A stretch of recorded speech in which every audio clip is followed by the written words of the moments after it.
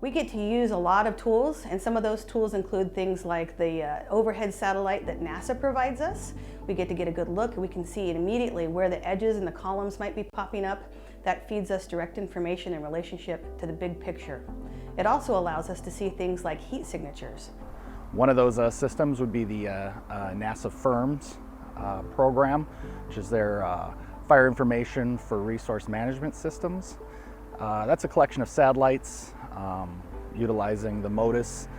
The MODIS and the VIRS are things like moderate infrared technology that allows us to then see the spectrum at 1,000 meters for heat signatures. And then it gives us a rate of confidence whether that's something that's maybe bouncing heat off of the smoke column itself, or if that's actually establishing on the ground. The VIRS is a little more fine-tuned. It gives you a little bit smaller picture in terms of the accuracy of that heat signature. And so we kind of marry those two together to get the whole picture in terms of what's out there on the ground, hiding underneath that smoke column that we see from the satellite overview. Stepping down to our fixed-wing programs, one that we utilize quite a bit is the Colorado Multi-Mission Aircraft, or MMA. It carries a multispectral, high-resolution color and infrared camera system whose information can be beamed down again in near real time to the firefighter on the ground for situational awareness, and also into the incident command post for those that make those decisions from afar.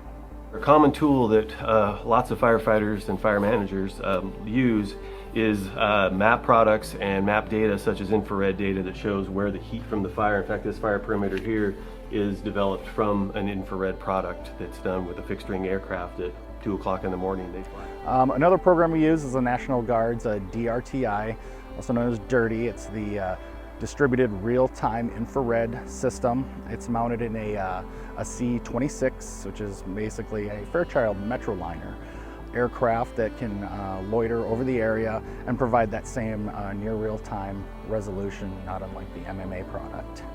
Probably the most interesting aspect to all of this is that we can take all of these various sensors, aircraft, and data, package it all together, and get that critical information, again, in near real time to the firefighter on the ground.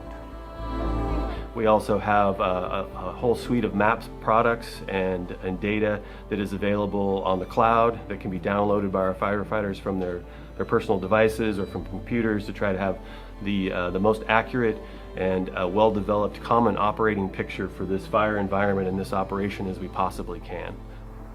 With the current situation with the COVID-19 pandemic, we've had to change how we operate, how we get general information out to the fire ground.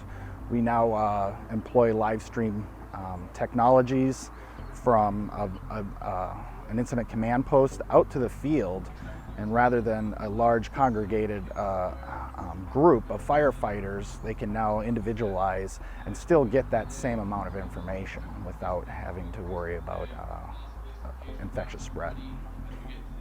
With the advent of all these new technologies, it has greatly improved firefighter safety through situational awareness and information gathering that we never had in the past.